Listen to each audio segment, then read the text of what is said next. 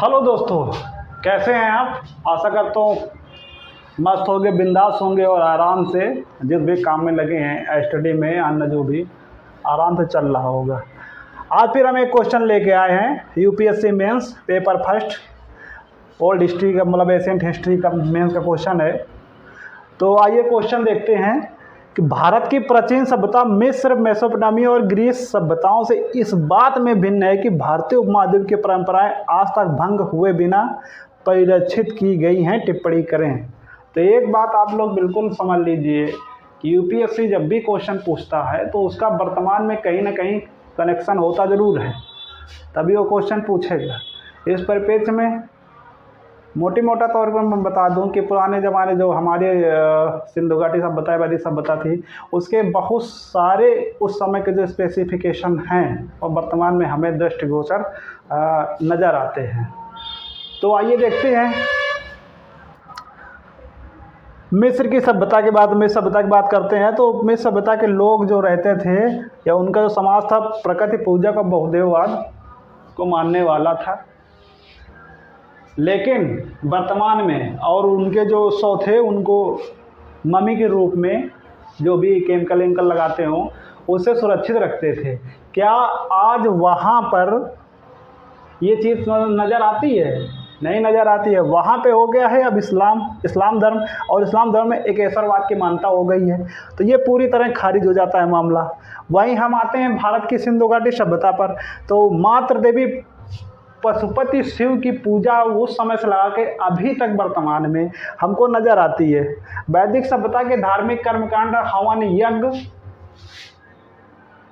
सामाजिक व्यवस्था में जो वर्ण व्यवस्था है, आज तक हम उसको आराम से अपने समाज में महसूस कर सकते हैं या उससे जुड़े हुए हैं। दूसरी चीज़ जो पर्यावरण से संबंधित उपागम है, सूर्य हैं, पशु हैं, पक्षी हैं, नदी हैं, जो डाइवर्सिटी है वो आज भी हमको इनके करीब लाती है और हम आज भी इनको मानते हैं। और जो हमारी व्यवस्था में डेड बॉडी को संस्कार करने का तौर तरीका था उस समय, आज भी हम वो देखते हैं। मेसोपोटामिया की सभ्यता अपने ज़माने की सबसे विश्व लेवल की थी। वो क्या कहने की बात है, तो उन्नत डेवलप अर्थव्यवस्थाओं में से एक थी। और भारतीय सभ्यता से इसका व्यापार भी अच्छा खासा चलता था, इसके प्रमाण भी मिले हैं, सिक्के वगैरह। तो वो भी आज के दौर में कहीं नज़र नहीं आती है। यूनानी सभ्यता जो कि बहुदेववाद स्वरूप और अपने संस्कृत में थी, वहाँ भी बहुदेववाद लोग मानते थे। और उनकी जो सभ्यता और संस्कृति है, चाहे मेसोपोटामिया की रही हो चाहे यूनानी सभ्यता रही हो, वर्तमान में दूर दूर तक कहीं नज़र नहीं आती है। वहाँ पर जो ये सेक्टर है मेसोपोटामिया यूनानी सभ्यता का, यहाँ पर आज ईसाई धर्म का बोलबाला है, जहाँ पर एकेश्वरवाद की मान्यता है।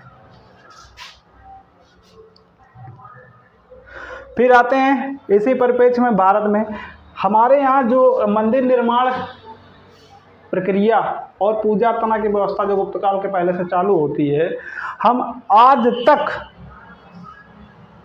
उसे अपने यहाँ देख सकते हैं और कर भी रहे हैं। अभी तक सेम टू सेम थोड़े बहुत परिवर्तन के साथ चल रही है। अब ये तो हो गई समाज की व्यवस्था।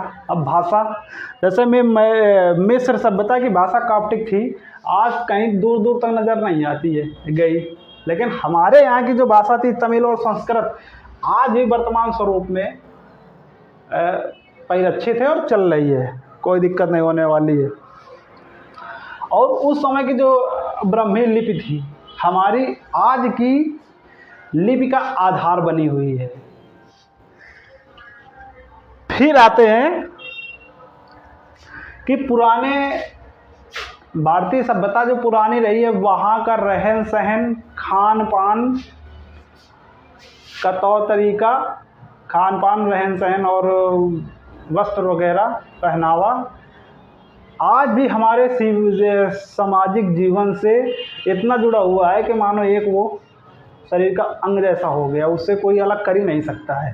और ऐसा नहीं है कि उस समय से ला के अभी तक कुछ परिवर्तन नहीं हुआ है। भारत में खूब विदेशी आक्रमण हुआ, वो लोग आए, चाहे मंगोल हो, चाहे मुस्लिम हो, चाहे यूनानी हो, वो अपनी सभ्यता भी लेके आए, लेकिन उनकी सभ्यता भी हमारी सभ्यता ने आत्मसात कर लिया कि उसके जो भी स्पेसिफिकेशन थे हमारी सभ्यता ने उसको अपना समन्वित कर लिया। यही तो भारतीय सभ्यता और संस्कृति की सबसे बड़ी मजबूती है, जो अपने आप को उस दौर से लगा के आज तक अपने अंदर बनाए हुए है। और जिस भी संस्कृति या सभ्यता या समाज में ये करैक्टर होता है आत्मसात करने का, समन्वित होने का, समय के अनुसार परिवर्तित होने का, वो अनवरत चलती रहती है।